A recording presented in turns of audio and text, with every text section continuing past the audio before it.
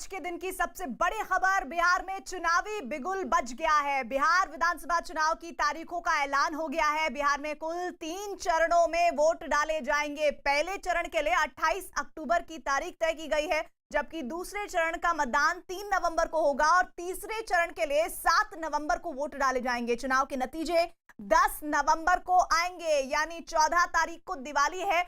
इस बार कौन सी सियासी पार्टी बिहार में दिवाली मनाएगी, ये तय हो जाएगा 10 नवंबर को ही। कोरोना काल में चुनाव होने की वजह से इस बार चुनाव आयोग ने कई दिशा निर्देश जारी किए हैं और साथ ही ये कहा जा रहा है कि इन दिशा निर्देशों का पालन भी सख्ती से करवाया जाएगा।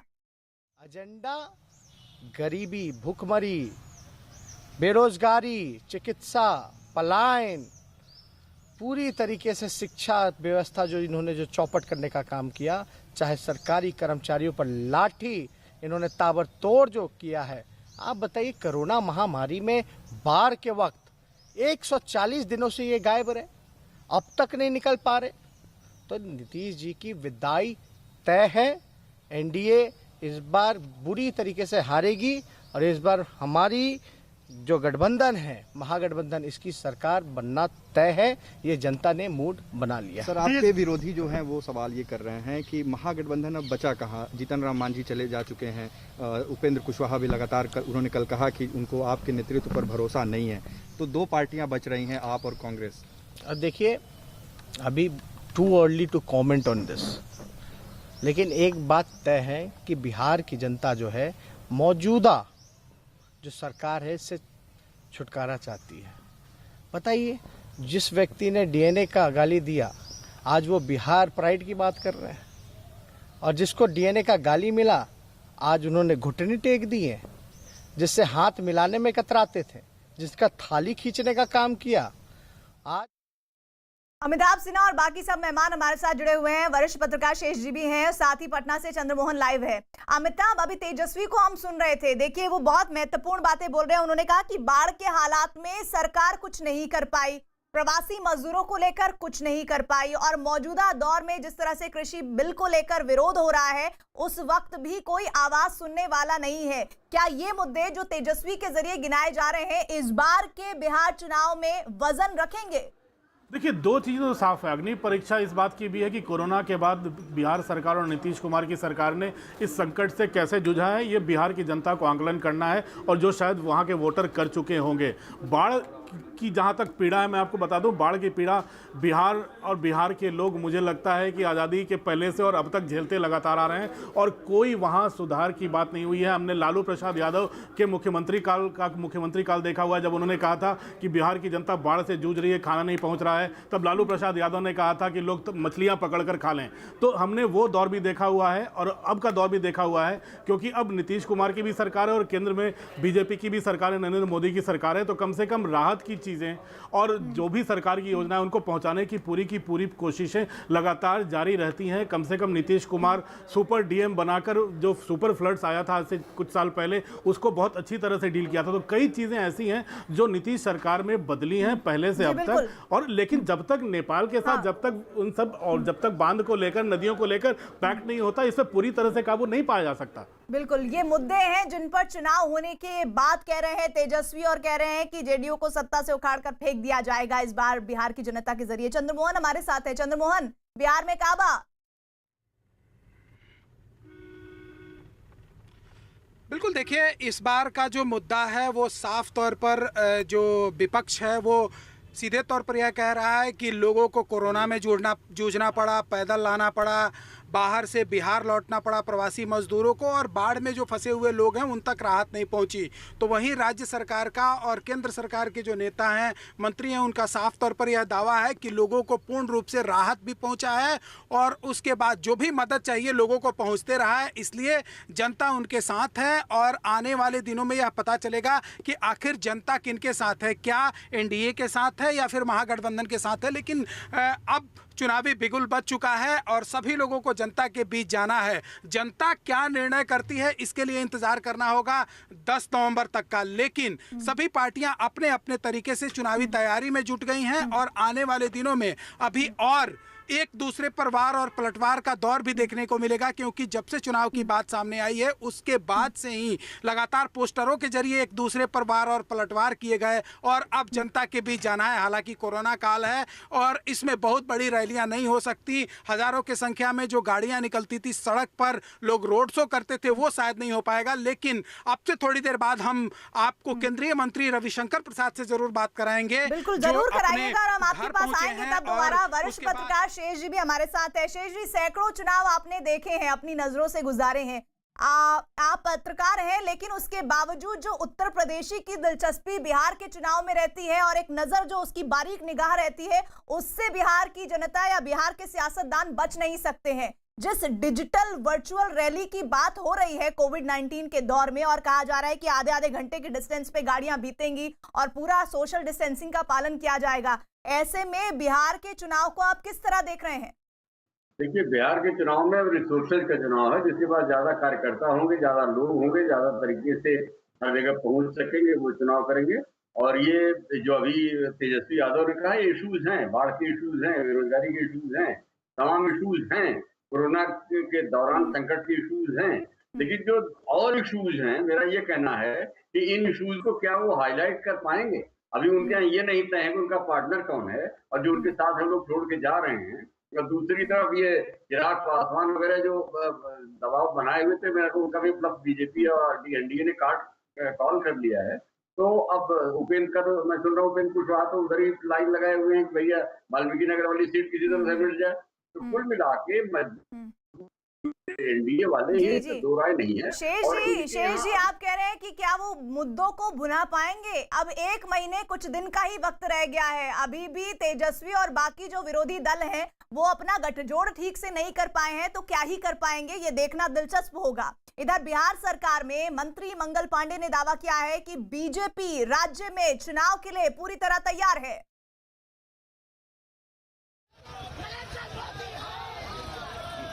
विधानसभा चुनाव में तारीखों का ऐलान चुनाव आयोग ने कर दिया। नहीं, हमें चुनाव आयोग के इस फैसले का लंबे समय से इंतजार था। हमारा नेतृत्व मजबूत है, हमारा गठबंधन मजबूत है, केंद्र की सरकार, राज्य की सरकार मिला करके निरंतर रोज नए कार्यक्रमों की घोषणा करते हैं जिससे बिहार में विकास की धारा तेज हो। नीतीश कुमार के नेतृत्व के 15 साल और लालू राबड़ी जी के कुशासन के और जंगल राज के 15 साल के बीच में चुनाव होगा। चुनाव नहीं है बल्कि नीतीश कुमार जी का एक तरह से अगले 5 सालों के लिए सिलेक्शन। मुद्दे हमारे साथ मौजूद है बीजेपी के वरिष्ठ नेता मंगल पांडे जी। ये बताइए, चुनाव के तारीखों का ऐलान हो गया है, किस तरह से इसको देखते हैं और आपको चुनाव की क्या तैयारी है? नहीं, देखिए, बहुत ये प्रतीक्षित था। चुनाव आयोग ने पहले ही बता दिया था कि चुनाव बिहार में होंगे और जो निर्धारित तिथि है सरकार के गठन करने की, उसके पहले प्रक्रियाएं पूरी की जाएंगी। तो हम सब लोग ये जान रहे थे कि चुनाव नवंबर के महीने में संभावित है और उसको लेकर भारतीय जनता पार्टी और एनडीए ने पूरी तैयारी अपनी बूथों तक कर रखी है। हमारे कार्यकर्ता हर बूथ तक अपनी सरकार की उपलब्धियों को, सरकार के कार्यक्रमों को, चाहे वो बिहार सरकार के काम हो या केंद्र सरकार के काम, उन सारे कार्यों को हमने घरों तक पहुंचाया है। और आज जनता भी महसूस कर रही है कि बिहार और पूरे राज्य के अंदर किस प्रकार से विकास हुए हैं और सरकार पूरी मन के साथ जनता की सेवा कर रही है, जनता के लिए समर्पित भाव से काम कर रही है। तो जनता की सेवा का मेवा किसको मिलेगा, ये देखना बिहार में दिलचस्प होगा। इस वक्त की सबसे बड़ी खबर बिहार से है, जहां विधानसभा चुनावों की घोषणा के बाद अब सियासी सरगर्मियां तेज हैं और इन चुनावी समर में किसका कैसा दाव होगा और अब इस पर कयासों का सिलसिला भी तेज होने लगा है। हर एक पार्टी अपने अपने जीत का फॉर्मूला तय करके बैठ भी गई है। जाहिर है कोरोना महामारी के बीच होने वाले इस बड़े चुनाव में फिलहाल जीत हार के समीकरणों पर अटकलें लगाई जा रही हैं। एक तरफ नीतीश कुमार के सुशासन की आवाज है तो दूसरी तरफ मौजूदा सत्ता के खिलाफ फिजा तेज करने की कवायद। मामला दिलचस्प भी हो रहा है।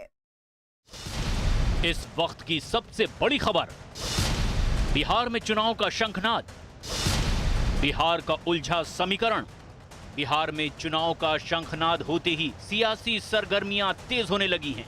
चुनाव के इस समर में हर एक पार्टी और हर एक गठबंधन अपनी अपनी कामयाबी के लिए फॉर्मूले तलाशने में जुटा हुआ है। क्या नीतीश के पास है जीत का फॉर्मूला? क्या एनडीए के काम आएगा सुशासन का नारा? क्या एलजेपी बिगाड़ेगी इस चुनावी समीकरण? क्या आरजेडी की नहीं जल पाएगी लालटेन? क्या फिर से बिहार में बनेगा महागठबंधन? बिहार की सियासत राजनीति की किताबी समझ को सीधी चुनौती देती रही है। आमतौर पर चुनाव में सत्ता का कामकाज ही असल मुद्दा बनता है, लेकिन बिहार इस सारे कायदे कानून से अलग है। बिहार का सबसे बड़ा चेहरा लालू प्रसाद यादव और उनकी पार्टी राष्ट्रीय जनता दल यानी आरजेडी ने करीब एक दशक तक राज किया, मगर अब हालात बदले हुए हैं और पिछले 15 सालों से नीतीश कुमार बिहार की सत्ता संभाल रहे हैं। बिहार में नए जातिगत समीकरण नहीं बने। बीजेपी को बड़ी जातियों का समर्थन बरकरार। आरजेडी के पास मुस्लिम यादव वोट का फॉर्मूला। चुनाव से पहले बिहार में बहुत ठोस नए जातिगत समीकरण बनते नहीं दिख रहे हैं। बड़ी जातियां अभी भी बीजेपी के साथ हैं, तो आबादी के लिहाज से दो सबसे बड़े समूह यादव और मुसलमान के इर्द गिर्द ही लालू प्रसाद यादव ने अपना सियासी और सामाजिक ताना बाना बुना था, क्योंकि प्रदेश की आबादी में यादव और मुसलमानों की आबादी करीब 30% है। 20 साल पहले के सियासी जोड़ घटाव के मुकाबले मौजूदा राजनीतिक समीकरण में बड़ा बदलाव आते दिख रहा है, जिसमें एनडीए को नुकसान हो सकता है। लेकिन अगर पूरे बिहार के सियासी आकलन की बात करें तो हर क्षेत्र का अपना समीकरण है और उम्मीदवार का अस्तित्व भी बहुत मायने रखता है। 2020 के चुनाव में आरजेडी के तेजस्वी यादव के लिए कुछ मुश्किलें जरूर बढ़ी नजर आ रही हैं। आरजेडी के लिए बढ़ी मुश्किलें, लालू यादव की कमी खलेगी। दरअसल बिहार का सबसे बड़ा चेहरा लालू प्रसाद यादव जेल में हैं। लालू की सफलता का कारण यही था कि विश्वसनीय राजनीतिक विकल्प सामने न आने के कारण वही जातिगत समीकरण सियासत पर भारी पड़ जाते थे और लालू यादव के सियासी फॉर्मूले पर मौजूदा हालात बड़े ही अनुकूल हैं। लेकिन लालू यादव मैदान में है नहीं और उनकी विरासत को आगे ले जाने की जिम्मेदारी जिन पर है, वो अभी तक ऐसा कोई करिश्मा दिखाते नजर नहीं आ रहे हैं। ये और बात है कि राज्य के साथ साथ केंद्र सरकार के खिलाफ हर दम मोर्चा खोलने वाले तेजस्वी यादव हमला करने के किसी भी मौके को हाथ से जाने देना नहीं चाहते। जो सरकार के जो फंड दाता है, सरकार ने अपने फंड दाताओं के थ्रू जो है अन्नदाताओं को कठपुतली बनाने का काम किया है और ये पूरी तरीके से किसान विरोधी बिल है। इससे किसान लाचार, हताश, निराश और टूट चुका है। वही सरकार है जो सरकार कहती थी कि किसानों का आय दुगुना 2022 में करेंगे, लेकिन इससे आय दुगुना नहीं बल्कि किसान जो है और गरीब होता जाएगा और बदहाली वो आएगी। रामविलास पासवान और उनकी पार्टी एलजेपी का समर्थन अभी भी एनडीए के साथ नजर आ रहा है, मगर सीटों के समीकरण की वजह से उनमें पहले वाला उत्साह नहीं है। ये बात नीतीश कुमार भी समझते हैं। रामविलास जी काफी बीमार है। सामाजिक न्याय और समता की बात अलग है, और जब पहले से ही ऐसा एजेंडा हो ही नहीं तो राजनीतिक लड़ाई जातिगत निष्ठाओं की ओर मुड़ जाती है, जिसने बिहार के चुनाव में बहुत गहरी पैठ बना रखी है। जातिगत समीकरण को समझने और उसके मुताबिक सियासी दांव चलने में माहिर रामविलास पासवान फिलहाल असमंजस में दिखाई दे रहे हैं, क्योंकि उन्हें 141 सीटों पर जीत का कोई ऐसा फॉर्मूला दिखाई नहीं दे रहा जिसकी वजह से वो एनडीए से अलग होकर कोई दांव चल सकें। चुनाव के मद्देनजर नीतीश कुमार ने अपनी तैयारी पहले ही कर रखी है और जातिगत समीकरण के संतुलन को बनाए रखने के लिए जीतन राम मांझी को अपने पाले में बुला लिया है कि कहीं ऐन मौके पर पासवान वोट एनडीए से किनारा करता है तो मांझी वोट से उसकी भरपाई हो सके। आज बिहार करीब करीब 2 पक्के खेमों में बढ़ चुका है। अगड़ी जातियां किसी भी कीमत पर लालू यादव की पार्टी को हराना चाहती हैं, जबकि मुस्लिम यादव के साथ साथ कुछ पिछड़ी जातियों का वोट बैंक आंख मूंदकर उनका समर्थन करता है। कोरोना के समय प्रवासी मजदूरों का पलायन, बेरोजगारी और ताजा किसान बिल बिहार के चुनाव में जरूर कुछ न कुछ फर्क डाल सकते हैं, क्योंकि प्रवासी मजदूरों के मामले में बिहार सरकार के खिलाफ लोगों की नाराजगी चरम पर थी। इसके अलावा लोग मौजूदा सांसदों और उनके रवैये से भी बहुत नाराज नजर आ रहे हैं। ऐसी स्थिति में राजनीतिक जोड़ तोड़ और चुनावी रणनीति की भूमिका बेहद अहम हो जाती है।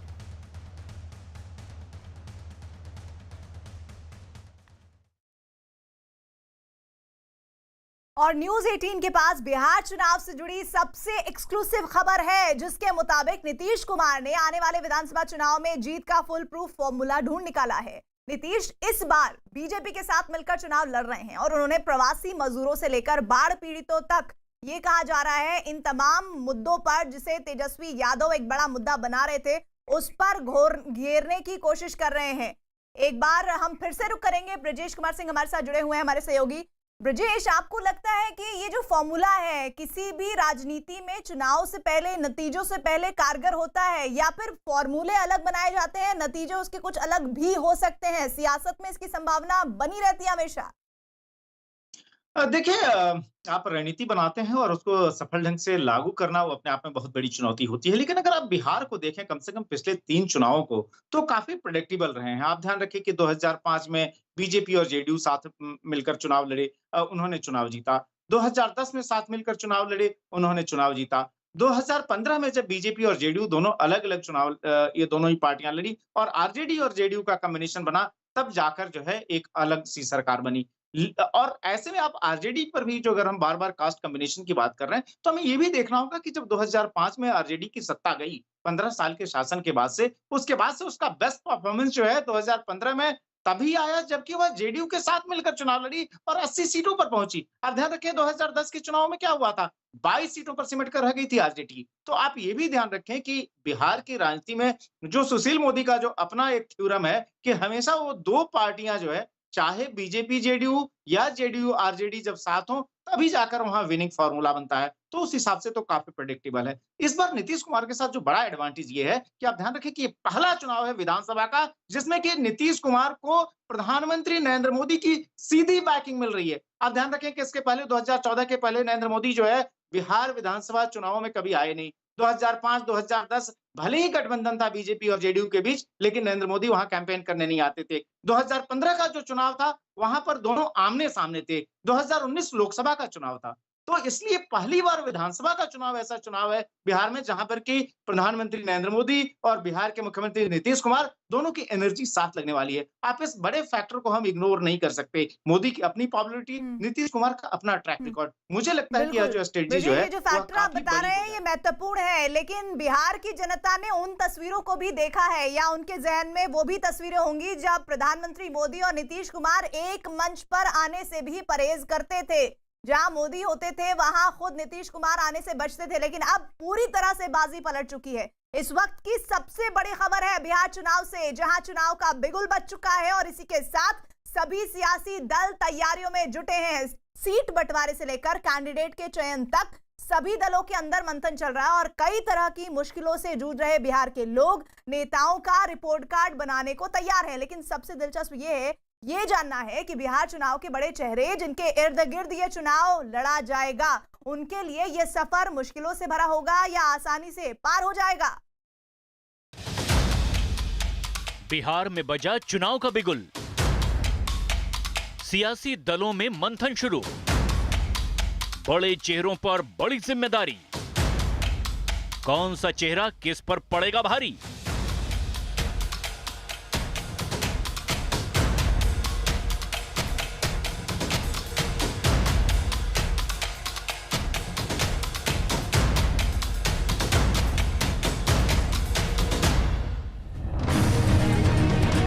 इस वक्त की सबसे अहम खबर बिहार से आ रही है, जहां चुनावी जंग में मोर्चा संभालने जा रहे तमाम बड़े नेताओं ने कमर कस ली है।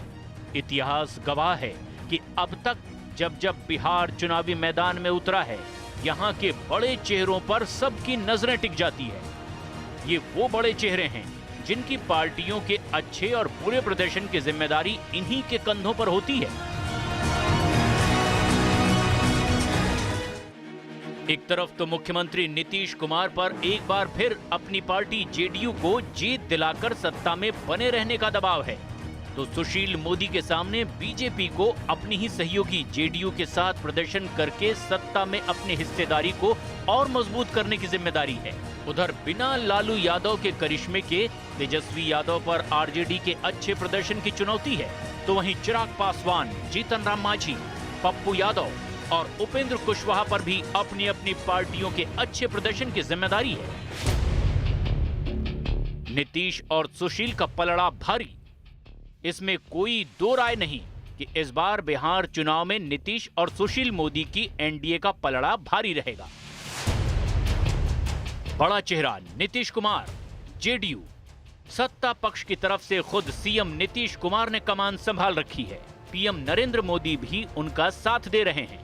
अब तक कई शिलान्यास और उद्घाटन कार्यक्रम के बहाने पीएम मोदी कई सभाओं को वर्चुअली संबोधित कर चुके हैं। इन सभाओं में वो नीतीश कुमार की तारीफों के पुल बांध चुके हैं। बड़ा चेहरा सुशील मोदी, बीजेपी। वहीं बीजेपी के दिग्गज नेता और बिहार के मौजूदा उप मुख्यमंत्री सुशील मोदी ने भी बिहार में जनता का मूड बदलने में हमेशा ही अहम भूमिका निभाई है।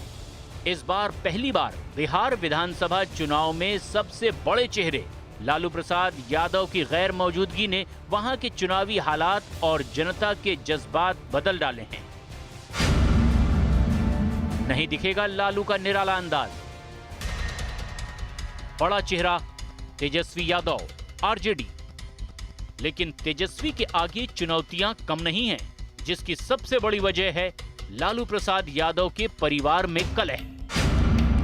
लालू के घर में कलह बढ़ाएगी मुश्किल। बड़ा चेहरा तेज प्रताप यादव, आरजेडी।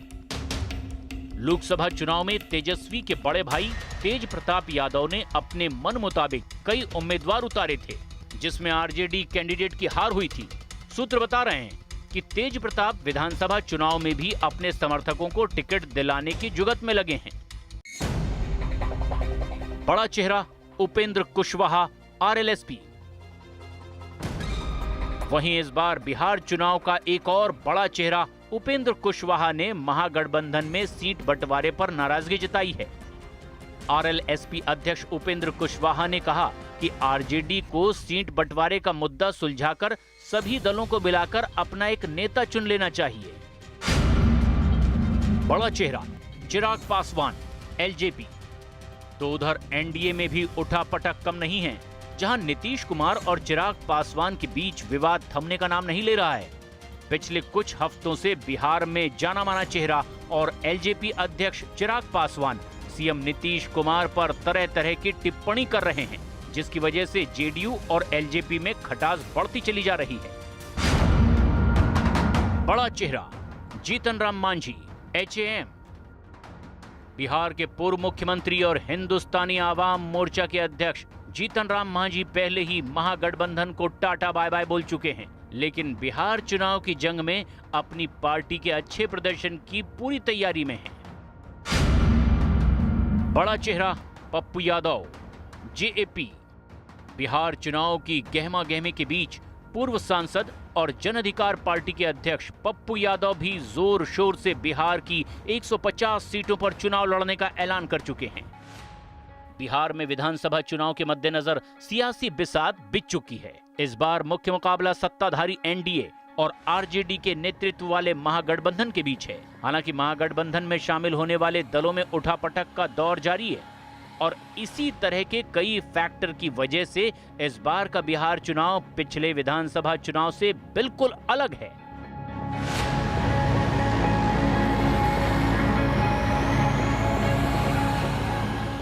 चुनाव आयोग ने आज चुनाव की तारीख बिहार में ऐलान कर दिया है और इसी पर बात करने के लिए नीरज हमारे साथ, हमारे सहयोगी जुड़े हुए हैं। नीरज, जरा ये बताइए कि चुनाव आयोग ने जिन जिन तरह की गाइडलाइंस को कहा है कि इन्हें अपनाया जाएगा क्योंकि कोरोना वायरस का दौर चल रहा है, हमने अमूमन देखा है कि चुनाव आयोग की गाइडलाइंस को कई बार इग्नोर किया जाता है, नकारा जाता है, लेकिन इस बार उसे नकारना कितना बड़ा घातक साबित हो सकता है, जरा बताइए इसको लेकर क्या तैयारी है चुनाव आयोग?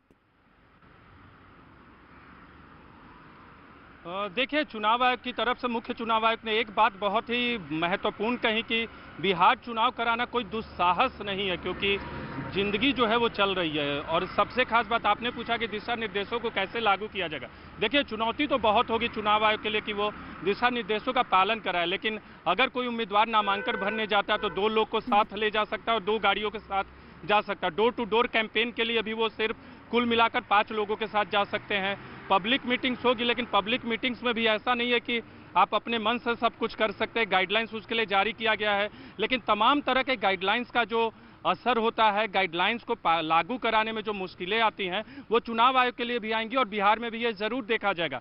लेकिन देखना होगा कि चुनाव आयोग ने जो ये बड़ा फैसला किया, क्योंकि प्रीति सबसे खास बात आपको बता दे कि पूरे कोरोना काल में पहला डायरेक्ट इलेक्शन है, यानी जो जनता किसी उम्मीदवार को चुनेगी, किसी तरह का विधानसभा या लोकसभा चुनाव, ये पहला बिहार का विधानसभा चुनाव है। ठीक कह रहे हैं आप, लेकिन इस बीच न्यूज 18 के पास बिहार चुनाव से जुड़ी एक्सक्लूसिव खबर है, जिसके मुताबिक नीतीश कुमार ने आने वाले विधानसभा चुनाव में जीत का फुल प्रूफ फॉर्मूला ढूंढ निकाला है। नीतीश इस बार बीजेपी के साथ मिलकर चुनाव लड़ रहे हैं और उन्होंने प्रवासी मजदूरों से लेकर बाढ़ पीड़ितों तक के मुद्दों को अपने पक्ष में घुमाने का इंतजाम कर लिया है। सुशासन का दावा करने वाले नीतीश कुमार ने लालू के माय समीकरण की टक्कर में सोशल और पॉलिटिकल इंजीनियरिंग का दांव चल दिया है। अब महादलित और अति पिछड़ा वर्ग पर अपने जादू का दावा कर रहे हैं।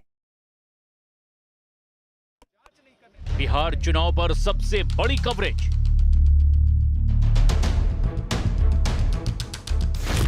नीतीश ने बनाया जीत का फॉर्मूला। क्या नीतीश को जिताएंगे प्रवासी मजदूर?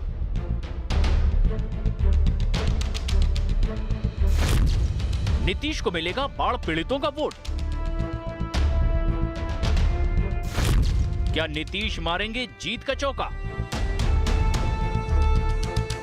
सबसे बड़ा सवाल, क्या नीतीश कुमार ने चौथी बार बिहार के मुख्यमंत्री बनने का फॉर्मूला ढूंढ लिया है? यह सवाल इसीलिए भी बड़ा हो चुका है क्योंकि पिछले कुछ सालों में बिहार में नीतीश कुमार सबसे बड़े और भरोसेमंद चेहरा बने हुए हैं। पिछला विधानसभा चुनाव नीतीश ने लालू यादव के साथ मिलकर लड़ा था, लेकिन बाद में अलग होकर बीजेपी के साथ सरकार बना ली। विरोधियों ने नीतीश पर पाला बदलने के बाद आरोप लगाया, लेकिन नीतीश समर्थकों का दावा है कि सुशासन बाबू की सरकार को पूरे सूबे का समर्थन जारी है।